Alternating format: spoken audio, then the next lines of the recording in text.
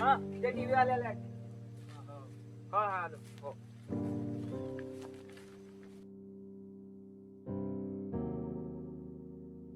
नमस्कार. विल्या तो चष्मांवर तुमचा कॅमेरा नाही आहे का? ते नाही मी पत्रकार आहे, वृत्तपत्रात लेख लिहिते. काय चष्मा? राहू दे आता, ऊन नाही जास्त. तर करा गणेशराव नाही, गण्या म्हणा गण्या. हा तर गण्या, मला सांगा, तुम्ही आज हे एका शेतकऱ्यासाठी प्रेरणा आहात, याबद्दल थोडं काय सांगा की हे कसं काय घडलं. आजच्या शेतकरीनं फुटबॉल सारखा झालाय. म्हणजे बघा ना, चारही बाजूने त्याच्यावर लाथा पडतात, पण जेव्हा तो गोल मध्ये जातो तेव्हा त्याचा आनंदही तेवढा असतो. अशीच माझी गोष्ट आहे.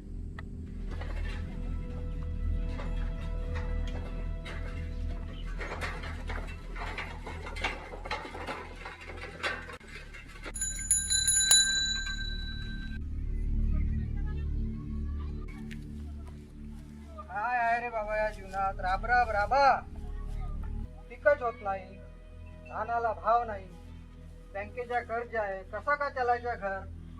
गण्या, ए गण्या, विल्या विल्या, काही नेतोस ना?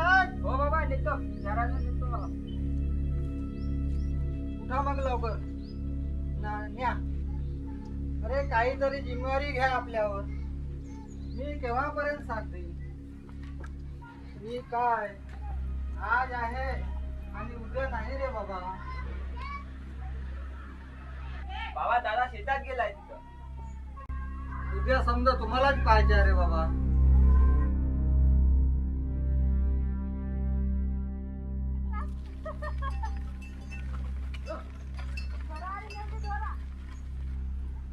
काय होईल रे बाबा, यांचं काही समजत नाही.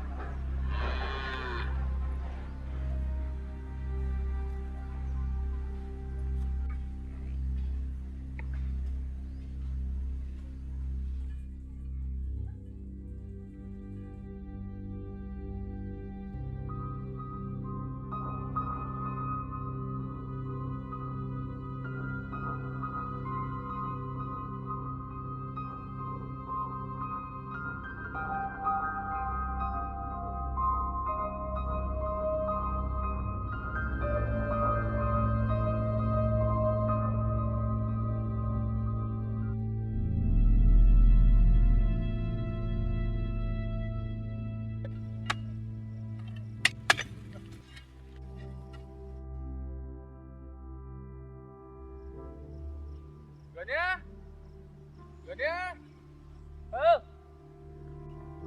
तू इथं आहे वय? मी तुला इकडे तिकडे शोधतोय.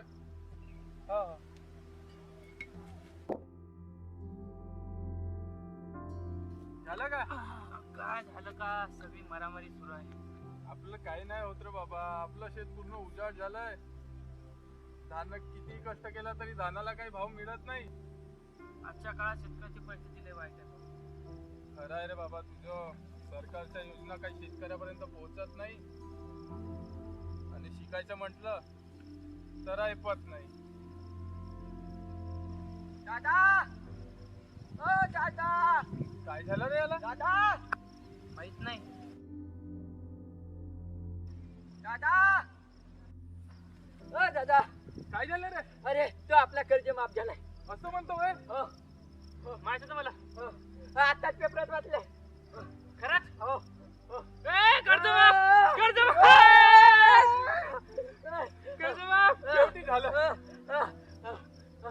चला, आपलं सगळं बरोबर होईल. कर्ज माफ झाला ना, आता आपलं समजा बरोबर होईल. आता आपण नव्यानं शेती करू. हो रे मित्र. काय काय झालं?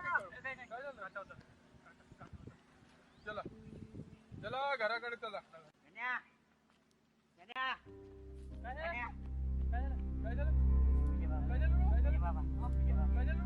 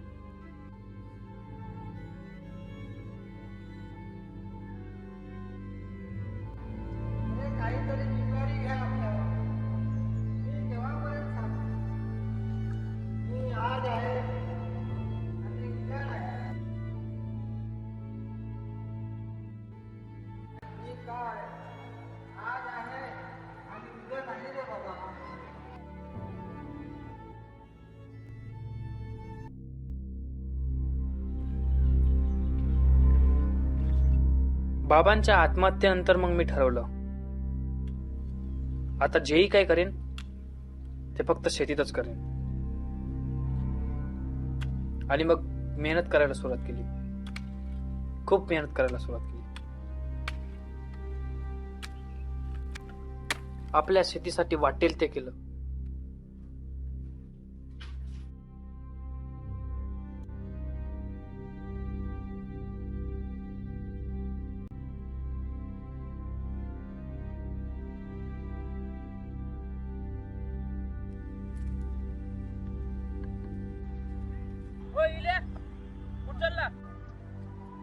काम कोण करन? मी नाही करत काम. काहीतरी काम कर. शिकशील तर पिकशील, नाही तर नागपुरात जाऊन चड्ड्या विकशील. नागपुरात जाऊन चड्ड्या विकणं परवडतं, पण यासाठी काम करणं परवडत नाही मला. साला खायचं सगळ्यांनाच आहे, पण पिकवायचं कोणाला नाहीये. मारायचं सगळ्यांनाच आहे, पण मरायचं कोणाला नाहीये. एक दिवस असा येईल, उपाशी मरतील लोक. हा येतो ना, घरून जेवण करून. आणि मग एके दिवशी अचानक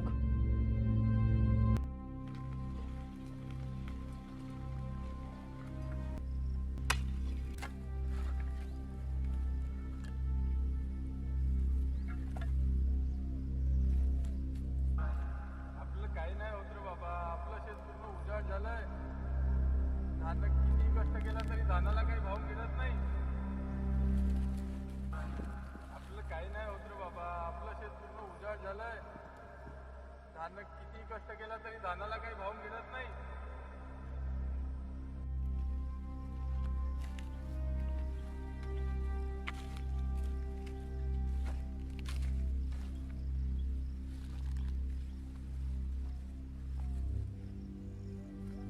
अय दादा, काय करून राहिला?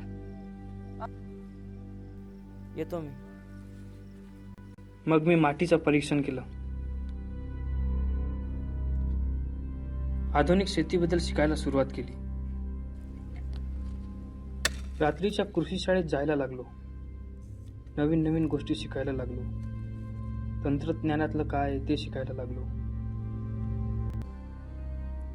आपण मेहनत तर खूप करतो, पण आपल्याला मेहनत कशी करायची हे माहीत नसतं. आणि मग 2 वर्षानंतर मी बागायती शेतीला सुरुवात केली. टमाटर, कारले, दोडके, चवळीच्या शेंगा, केळे ही अशी शेती करायला सुरुवात केली. खूप मेहनत केली. बागायती शेतीबद्दल लोकांना सांगत गेलो, त्यांचं प्रोत्साहन बनत गेलो, त्यांना समजावत गेलो. कारण जे माझ्या बाबांसोबत झालं ते मला आता कोणासोबतही होऊ द्यायचं नव्हतं. म्हणून मी लोकांना समजावत गेलो, सांगत गेलो, बागायती शेतीबद्दल जागृत करत गेलो.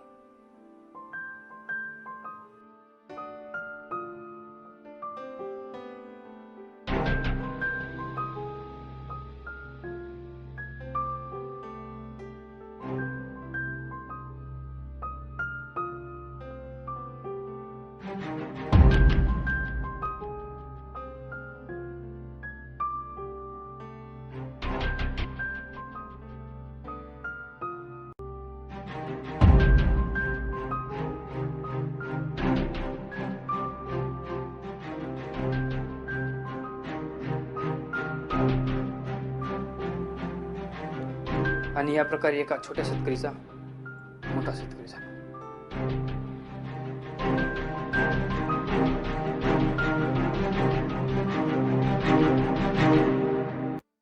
तर आजच्या या तरुण शेतकऱ्यांना आपण काय मार्गदर्शन कराल? मी आजच्या शेतकऱ्यांना फक्त हेच सांगू इच्छित आहो की आधुनिक शेती समजून घ्या.